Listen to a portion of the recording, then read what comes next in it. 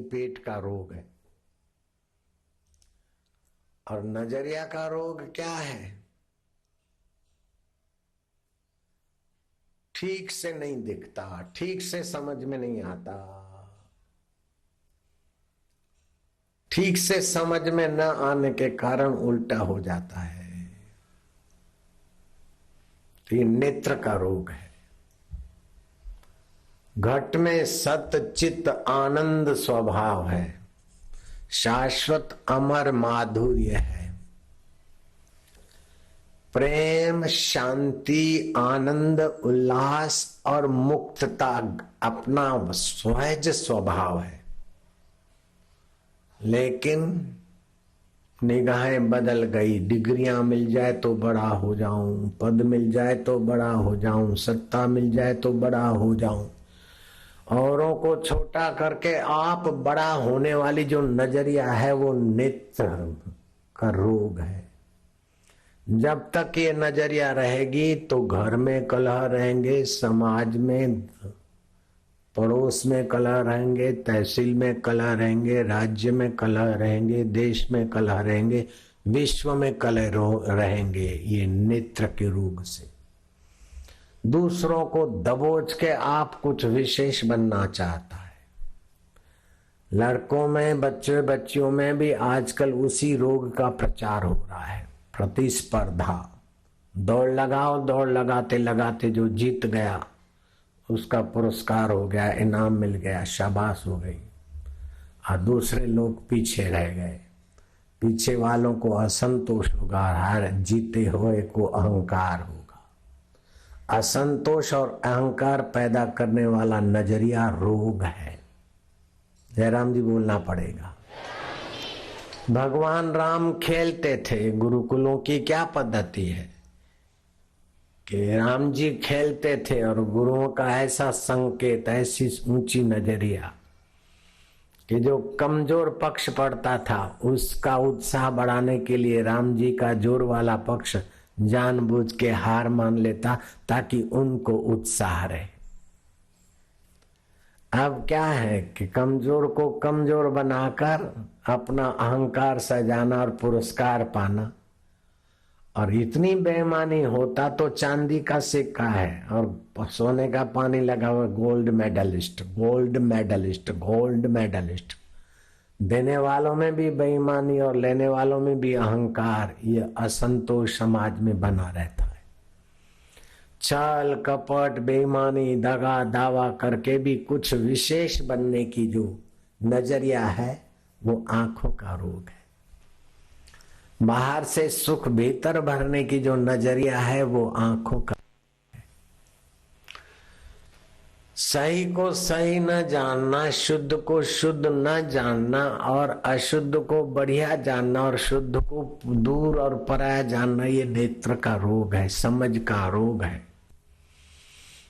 घट में है सूझे नहीं, नालत ऐसे जिंद, तुलसी ऐसे जीव को भयो मोतिया बिंद। बाहर का मोतिया बिंद तो ऑपरेशन से कट जाता है, लेकिन भीतर का मोतिया बिंद सत्संग और सच्ची समझ से ही कटता है, दूसरा कोई उपाय नहीं। जो अपने अहम को पोषने में लगे हैं वो अपनी नजरिया बदले। अपने मैं का सर्जन न करो, अपने मैं का विसर्जन करो। जो मैं का सर्जन करते उनमें राग होता है, द्वेष होता है, अन्याय होता है, अत्याचार होता है, साथियों के साथ दुर्व्यवहार होता है। सब उल्टी नजरिया का काम है। ये अपनी लॉबी के लोग भर्ती करो, फिर भी दुख नहीं मिटता। अपने वालों का पक्ष लो, ये बेईमानी करने से भी दुख नहीं मिटता। ये अपने वाले, ये पराये वाले, सिया सुन्नत लड़के बेचारे खून खराबी हो रहे। मारवाड़ी, गुजराती, हिंदी, फलाने ढिंगड़े, न जाने कौन कौन, आरोप प्रति आरोप, दोषारोप, न जाने कैसा कैसा करके भी सुखी होना चाहते हैं, लेकिन सुख टिकता नहीं और दुख मिटता नहीं। ये मोतियाबिंद है भीतर का। कितना ग्रेजुएशन करो, कितनी नौकरियां करो, कितने सुकड़ो, कितने सलाम मारो, कितना कपट करो, कितना कुछ करो, सच्चा प्रेम प्रकट होने वाला नहीं है। सच्ची शांति, आनंद और माधुर्य और सत्य जीवन का दर्शन होने वाला नहीं है, क्योंकि उल्टी नजरिया है। ऐसी उल्टी नजरिया की धार्मिक जगह पर भी हो तख्ती मेरी लगे। अरे हाड़ मास का शरीर पहले नहीं था, बाद में नहीं रहेगा। उस शरीर का नाम अमर करने में ये नेत्र रोग है। राम सुखदास महाराज ने विल में लिखा कि मेरे नाम की कहीं तख्ती बख्ती मत लगा। हाड़ मास के शरीर का नाम जन्म के बाद पड़ा और उसकी तख्ती, उसका नाम दुनिया में नाम करके जाऊं। छोटे छोटे छोरे छोरियों से पूछूं क्या है कि बाबा मैं ऐसा बनूं, दुनिया में नाम कर जाऊं, माँ बाप का नाम कर जाऊं, फलाना नाम करूं। अरे बुद्धू, नाम रखा हुआ है, पहले नाम नहीं था उसका गोबर गणेश, पहले उसका नाम नहीं था पटाटो भैया, मिल्की राम, खुशी राम, छोगा जी, जुगलू जी, पहले नहीं था, बाद में नहीं रहेगा। ये तो शरीर पैदा हुआ, रख दिया गया और उसी के पीछे मरे जा रहे। मेरे पापा जुगलू जी का नाम करूं, छोना जी का नाम करूं, छोगा जी का करूं, बसर मल जो नालो करे, हाँ बसर थूम भाजी जेको जे मान ना। मैं कुछ नाम कर जाऊं, वो भी समझते कि बहुत बड़ा काम कर रहे हैं, बड़ा अच्छा आशीर्वाद ले रहे हैं। मैं ऐसा बनूं कि ऐसा। अरे बनना नहीं है बबलू, जो है उसको जानना है, ऐसा नजरिया का। पहले गुरुकुलों से निकलते तो अभिमान रहित, इच्छा वासना रहित, कम बोलने वाले, विषय विकारों से अपने को बचाने का नजरिया रखने वाले, आप अमानी रहे दूसरे को मान दे, इस प्रकार का चित्त लेकर गुरुकुलों से निकलते थे। अभी स्कूल कॉलेजों से निकलते तो छल करो, कपट करो, किसी का शोषण करो, झूठ बोलो, लोबियां बनाओ, ये करो वो करो, कुछ मिलाकर हाय हिटलर बनो, रावण बनो। रावण जब मर रहा है तो उसकी पत्नी कहती है कि नाथ, चलते चलते धरती को कंपायमान कर रहा हूं, यक्ष राक्षस किन्नर मुझसे कांपते, देवता मेरी हाजिरी भरते, मैं लंकापति रावण हूं, मुझसे बड़ा कोई नहीं। इस नजरिया से आप कितने परेशान हो रहे थे, कईयों को परेशान किया। अब वो कहां गई बल, कहां गई शक्ति?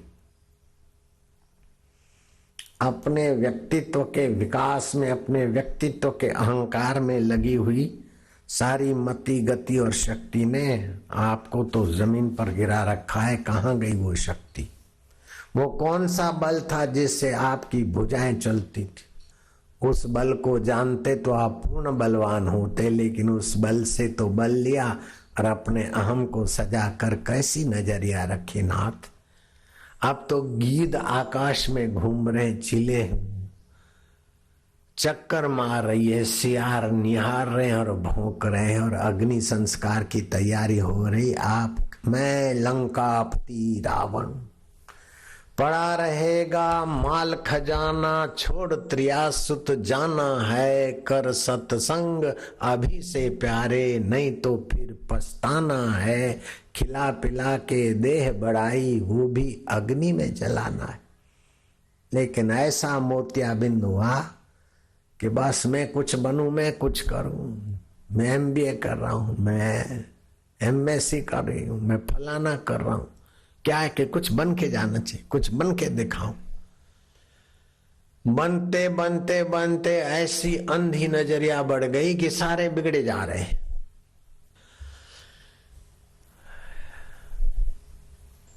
खपे खपे खपे खाने में भी पेट भर जाता है ना, तो एक बार रुकना होता है, फिर थोड़ा ये ठासो, थोड़ा ये ठासो, थोड़ा ये ठासो। इससे आम बनता है, कच्चा रस बनता है, शरीर पकड़ा रहता है। विचित्र विचित्र खाते हैं तो कई बीमारियां हो जाती, चमड़ी की बीमारी हो, शरीर पे ऐसे मुचरा। 1 से 2 नींबू गुनगुने पानी में निचो के पी लें, चर्म रोग मिट जाएगा कुछ दिनों में। खाली पेट टमाटे खाना शुरू कर दो, चर्म रोग मिट जाएगा। और भी कई उपाय हैं, लेकिन केवल ये चर्म रोग या पेट का रोग नहीं, ऐसा तो लालच बन गई। 5 जोड़ी कपड़े तो 2 जोड़ी और कर लो, इतने गहने हैं तो और कर लो, इतनी चप्पलें के और ले लो। खपे खपे खपे खपे में खपे जा रहे। जो वास्तविक में खपे उसकी पत खबर ही नहीं है, और जिसके बिना चल सकता है उस खपे खपे में खपे जा रहे।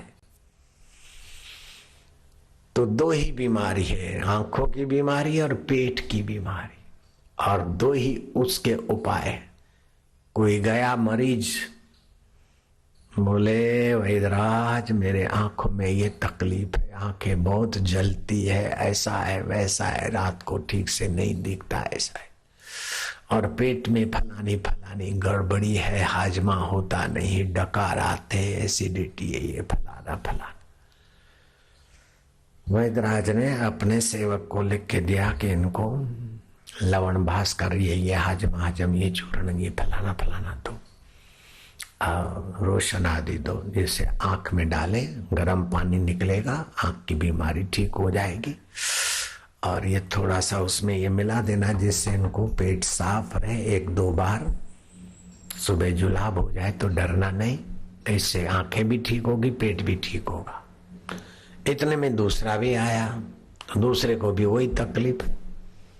सेवक को लिख के दिया कि जो उनको बताया वही इनको भी देना, ठीक से देना बाबा। अब महाराज दूसरे दिन वो भागता हुआ है कि वैद्यराज में तो मरी हो, आंखें तो लाल टमाटर जैसी वे गई, देख लो आपकी दवा से मेरा तो बेड़ा गर्क वे गया, और मेरा पेट भूल गयो, वैद्यराज में तो मर गयो। अरे तो तू दवा खाई? बोले खाई दवा।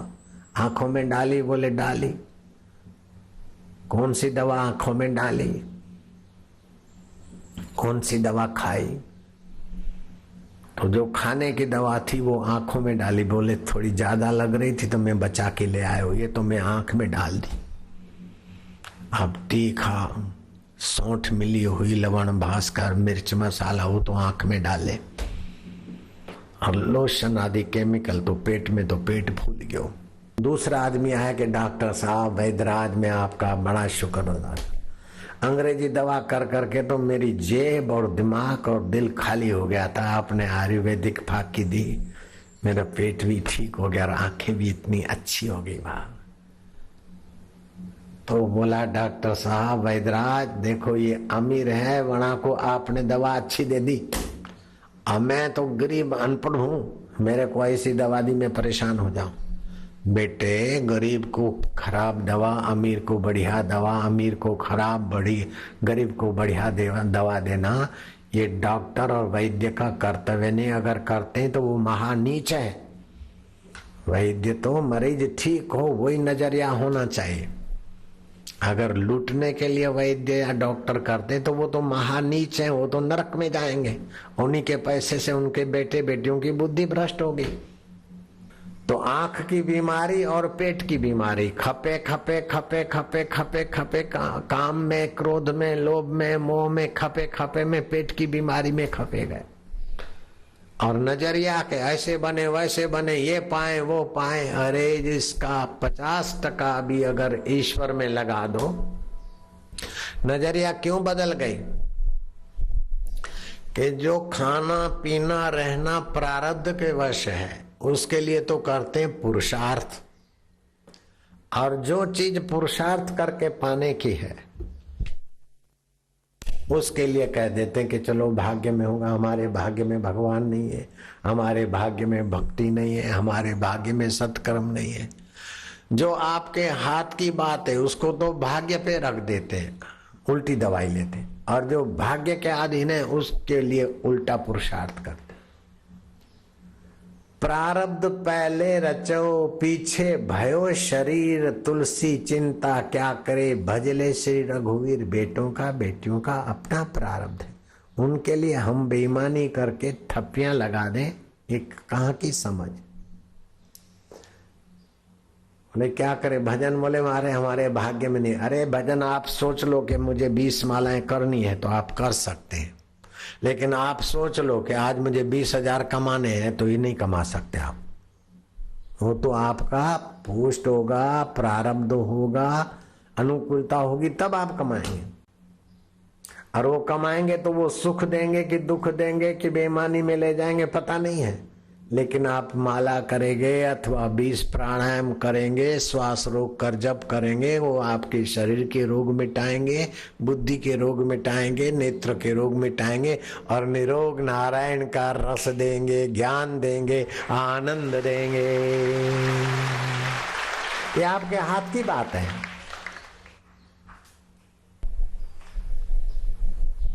छल छिद्र कपट मोहे स्वप्न न भावा, मन कर वचन कर, मन क्रम वचन से छल छिद्र कपट से बचे, सच्चाई, स्नेह, सुहृदता, सहजता, सरलता। बच्चा कितना हंसता रहता है, खुश रहता है, निर्दोष रहता है तब तक। एक बड़ा प्रसिद्ध मंत्री जी था, उसके घर कुछ लोग आए समस्या लेकर। मंत्री ने अपने नन्हे बेटे को कहा बोल दो कि पिताजी घर पे नहीं है, मंत्री साहब कहीं खास मीटिंग में गए, बोल के उनको रवाना कर दो। वो लड़का आया, बोले पिताजी ने कहा है कि इनको बोल दो मंत्री साहब घर में नहीं है, कोई खास मीटिंग में गए, ऐसा पापा ने कहा है।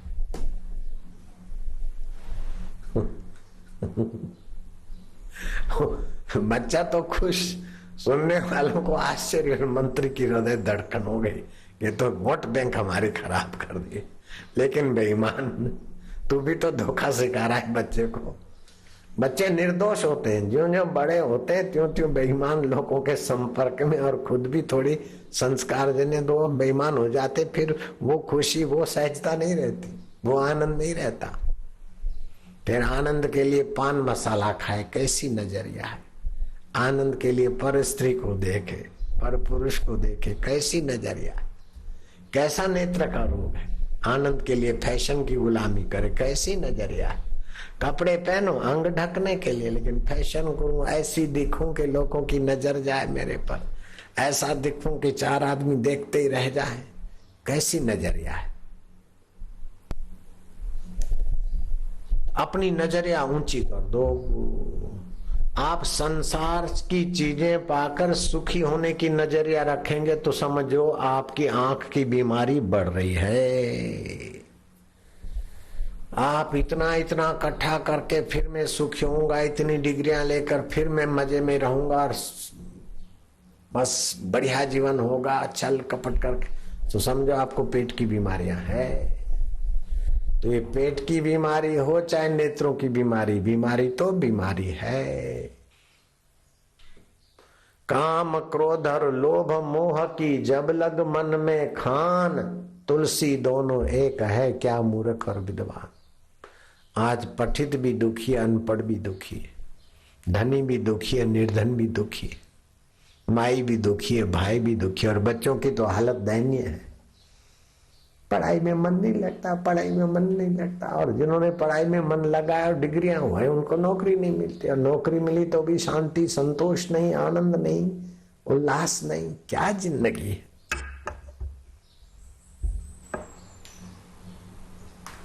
मानव देखन में चला मानव का बड़ा सुकाल, जिसको देखे हृदय ठरे उसका भया अकाल।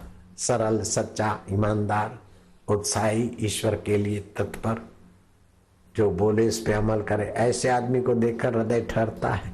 जी हाँ जी हाँ जी हाँ वाले तो बहुत मिल गए। तो ये रोग मिटाना है।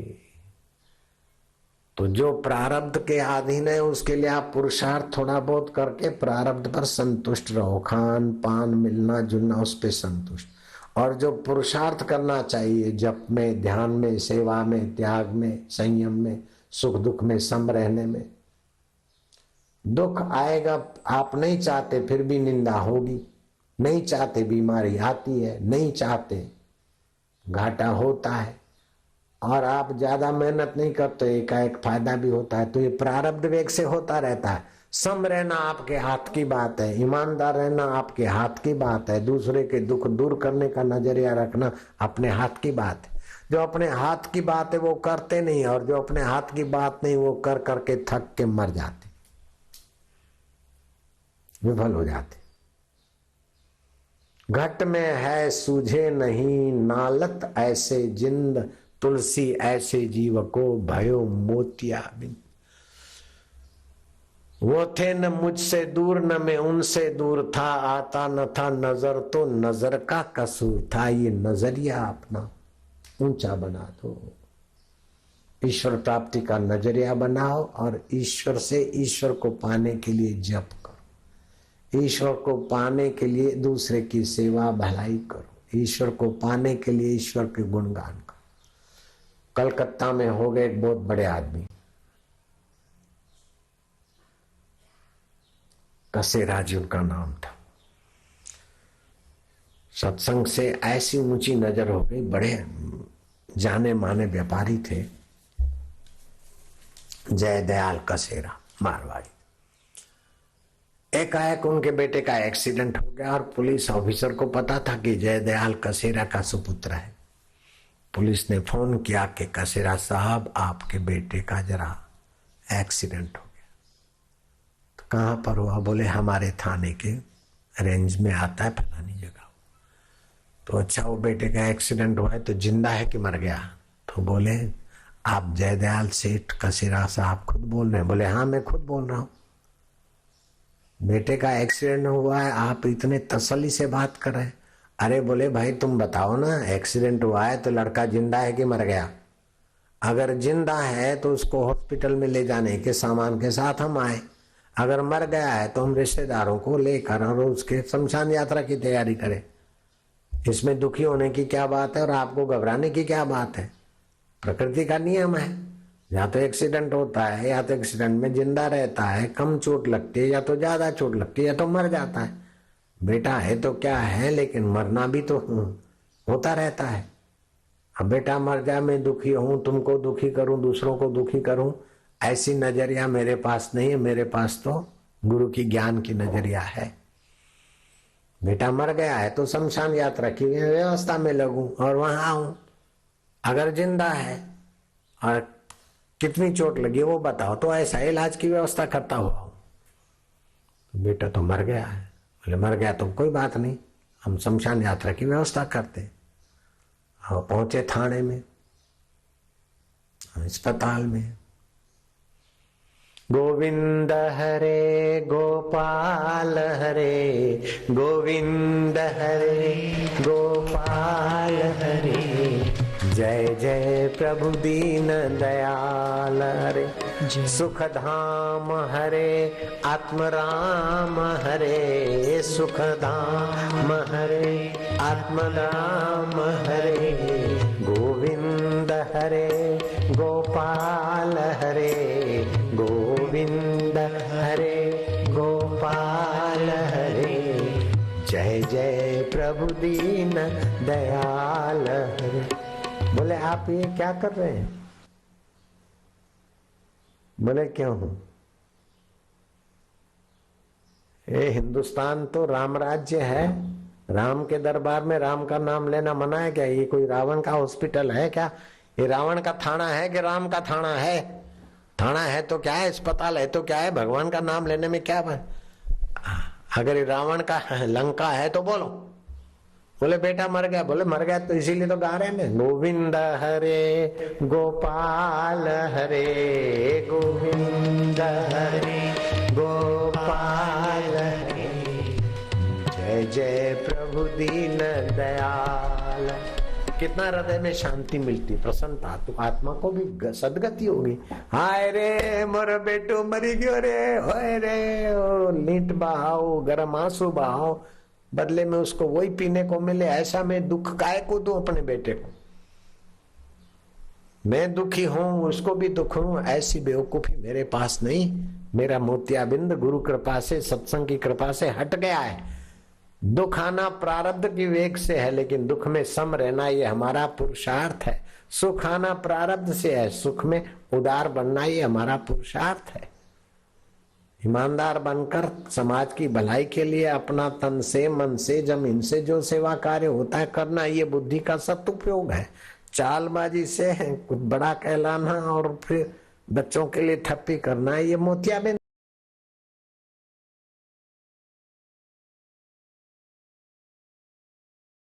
है। अब मेरे सत्संग में समझ में आ गई बात। मैं काहे को कपटी बनूं, काहे को दुखी बनूं? बोलो सब मिलकर, थाने वाले भी और अस्पताल वाले भी, और बेटे के इर्द गिर्द जो आंखें गीली गीली है वे भी आंखें पोंछ लो, हृदय गीला करो। गोविंद हरे गोपाल हरे, गोविंद हरे गोपाल हरे, जय जय प्रभु दीन दयाल हरे। सुख धाम हरे आत्म राम हरे, सुख धाम हरे आत्म राम हरे, गोविंद हरे गोपाल हरे, गोविंद हरे गोपाल हरे, जय जय प्रभु दीन दयाल हरे।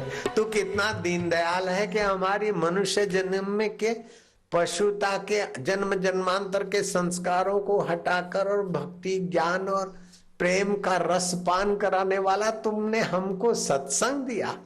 हे गोविंद, गो माना इंद्रियां, इंद्रियों के द्वारा विचरण करने वाले चैतन्य। गोपाल, इंद्रियां थकती और तुम्ही में आराम पाती है। जय जय प्रभु दीन दयाल हरे। प्रभु तुम्हारी ये कृपा है कि इतने बड़े दुख के हादसे में भी सत्संग हमें दुख रहित बनाता है। कितनी ऊंची नजरिया है। सुख और दुख दोनों का सदुपयोग करके हमें सत्य स्वरूप से मिलाता है इस सत्संग की बलिहारी। इसलिए बोलते हैं कि जो सत्संग करते हैं, कराते हैं, देते हैं, दिलाते हैं, देने दिलाने में भागीदार भी होते हैं, उनकी 7-7 पीढ़ियां तर जाती, वे धन भागी हैं जो औरों के लिए सत्संग का प्याऊ लगा देते। कायदे कानूनों से दुख नहीं मिटता, कायदे कानूनों से आदमी ईमानदार और नेक नहीं बनते। डंडे के बल से समाज का भला नहीं होता जितना सत्संग के बल से होता है। नारायण हरि नारायण हरि नारायण हरि।